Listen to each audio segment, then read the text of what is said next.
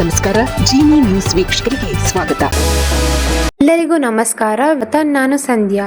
ದೇಶಾದ್ಯಂತ medical shop ಬಂದ್.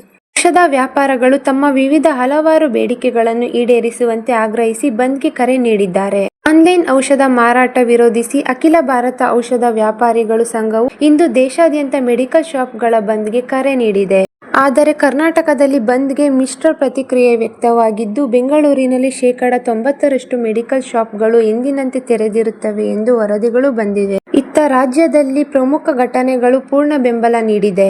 ಕಪ್ಪು ribbon ಕಟ್ಟಿ ನೈತಿಕ ಬೆಂಬಲ ಸೂಚಿಸುವ ಮೂಲಕ ಅಂಗಡಿಗಳನ್ನು ತೆರೆದಿಡುವ ನಿರ್ಧಾರಕ್ಕೆ ಬಂದಿವೆ ಎನ್ನಲಾಗಿದೆ. ರಾಜ್ಯದಲ್ಲಿ ಸುಮಾರು 26,000ಕ್ಕೂ ಹೆಚ್ಚು ಮೆಡಿಕಲ್ ಶಾಪ್ಗಳಿವೆ.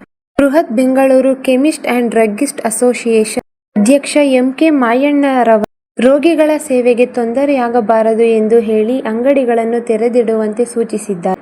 ಬಹುತೇಕ ಜಿಲ್ಲೆಗಳಲ್ಲಿ ಮೆಡಿಕಲ್ ಶಾಪ್ಗಳು ಸಾಮಾನ್ಯವಾಗಿ ಕಾರ್ಯನಿರ್ವಹಿಸುತ್ತವೆ ಎಂದು ತಿಳಿದು ಬಂದಿದೆ.